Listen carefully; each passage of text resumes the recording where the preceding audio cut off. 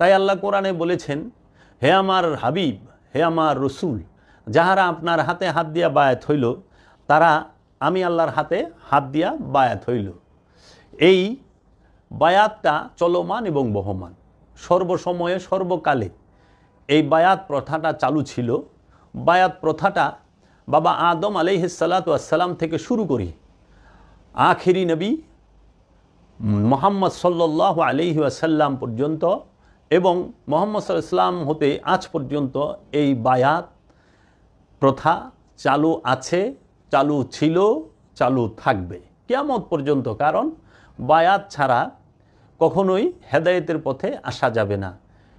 এই জন্য কালেমা পাঠ করতে হয় উপস্থিত যে রসুল, সম্মুখ যে গুরু, প্রত্যেক জাতিতে প্রত্যেক ভাষায় তার কাছে গিয়ে।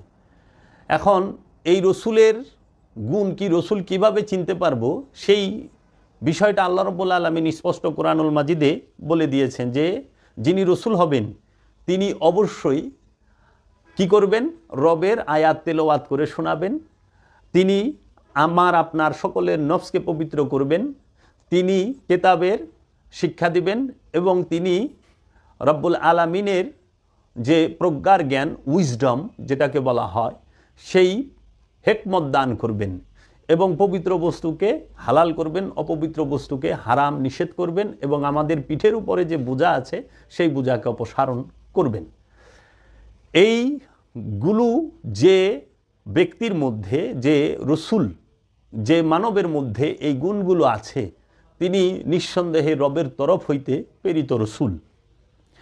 এবং এই রসুলের কাছে বায়াত গ্রহণ করে যখন মানুষ এই রসুলের কাছে বায়াত গ্রহণ করবে, তার হাতে হাত দিবে, ইকরার করবে, মানে মুখে স্বীকার করবে, তখনই সে হবে মুরিদ। মানে কোরআনের ভাষায় যাকে বলা হয় আমানু। রসুলের মুরিদ, রসুলের অনুসারী, রসুলের একনিষ্ঠ ভক্তকেই বলা হয় আমানু। এই জন্য কোরআন আমানুকে সমস্ত ইবাদত বন্দেগী দাসত্বের আদেশ দিয়েছেন। মাতা মাইতাতান জাহিলিয়া, যদি বায়াত না করে তাহলে জাহেলিয়াতের মৃত্যু হবে। জাহেলিয়াতের মৃত্যু মানে, জাহেলিয়াতের মৃত্যু মানে কি? এই হাদিসের ব্যাখ্যা তো কেউ কোনোদিন করেনি। হাদিস তো শুধু নিজের দলের পিছনে লাগিয়েছে, অর্থ বিকৃতি করে হাদিসের ব্যাখ্যা তো কোনোদিন করেনি। জাহেলিয়াত মানে রাসূল সাল্লাল্লাহু আলাইহি ওয়াসাল্লাম আসার পূর্বে যে যুগ ছিল, ওই যুগের নাম হচ্ছে জাহেলিয়াত। দিন আহলে বাইত মানে আহলে কালেমা, আহলে বাইত মানে আহলে খেলাফত, আহলে বাইত মানে আহলে জান্নাত। অতএব এই আহলে বাইতের ধারায় যারা থাকবে তারাই দুনিয়া আখিরাতে নাজাত পাবে, শাফাআত পাবে, জান্নাত পাবে, রহমত পাবে, কল্যাণ পাবে, নিয়ামত পাবে। যারা এদের ধারায় নাই তারা সবকিছু থেকে বঞ্চিত হবে। ঠিক কিনা? এই বিশ্বাস আমাদেরকে রাখতে হবে। যেই দিন থেকে তুমি মুর্শিদের কদমে গেলা, ওই দিন থেকে তোমার আর কোনো নিজের ক্ষমতা চলবে না। মুর্শিদের হুকুম তুমি এমন ভাবে ফলো করো যেইভাবে মুর্দরকে গোসল দেওয়ানোর সময় মুর্দরের গায়ে ডান দিকে যখন ঘুরাই ডান দিকে ঘুরে, বাম দিকে ঘুরাইলে বাম দিকে ঘুরে, ঠিক তদ্রূপ ভাবে তুমি নিজেকে মুর্শিদের কাছে ওইভাবে অর্পণ করে দাও। মুর্শিদ যেইভাবে বলে তুমি সেইভাবে চলো। সুবহানাল্লাহ বলেন। আমি তোর মতন 14 কোটি মোল্লা পীর না মানলে পীরের আসেও না, যায়ও না। জোরে বলেন ঠিক কিনা? পীরের আসে যা, মাজার ভাঙতেছ, অলি তো ভাঙ্গে নাই।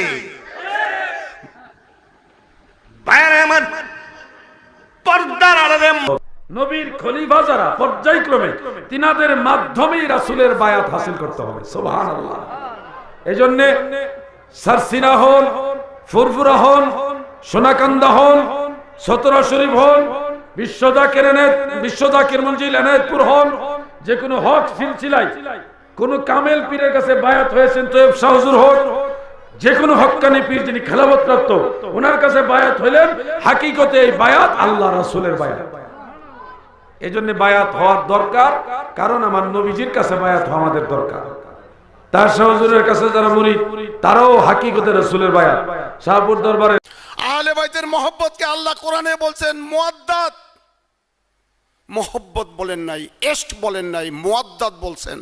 আর মুয়াদ্দাত শব্দের অর্থ মাছ যেরকম পানির মধ্যে ছাড়া 1 মিনিট বাঁচতে পারে না, উম্মতে মুহাম্মদী আহলে বাইতের মহব্বতকে ছাড়া 1 মিনিটও বাঁচতে পারবে না। সুবহানাল্লাহ। এক ভাই প্রশ্ন করেছেন, পীর ধরা কি পবিত্র কোরআনে আছে? যদি থেকে থাকে তাহলে কোন সূরার কত নাম্বার আয়াত, কত নাম্বার পৃষ্ঠা? জি, কোরআনে আছে, তবে পীর শব্দটা নাই। পীর ফার্সি শব্দ, কোরআন আরবি। পীর শব্দ কোরআনে থাকার প্রশ্নই আসে না। নামাজ নামেও কোনো শব্দ কোরআনে নাই, রোজা নামেও নাই, ফেরেশতা নামে নাই। নামাজ আছে সালাত নামে, রোজা আছে সম নামে, ফেরেশতা আছে মালায়েকা নামে, পীর আছে সাদেকিন নামে। কি নামে? আর আমি অনুরোধ করি বাবা, আপনাদের পায়ে ধরে বলি, যারা এখনো কোনো পীর মুর্শিদের কাছে আত্মসমর্পণ করেন নাই, আপনার যেখানে ভালো লাগে সেখানে আপনি আত্মসমর্পণ করে মুসলমান হয়ে যাবেন। কারণ একটা মানুষ বায়াত না হলে সে পরিপূর্ণ মুসলমান হতে পারে না। মুসলমান হওয়ার একটাই পন্থা, সেটা হলো আল্লাহর নবীদের কাছে আর বেলায়েতের যুগে পীর মুর্শিদ হক্কানি আলেম ওলামা পীর মাশায়েখ যারা, তাদের হাতে হাত দিয়ে আপনাকে বায়াত গ্রহণ করতে হবে। এই যে ভাষা মুখস্থ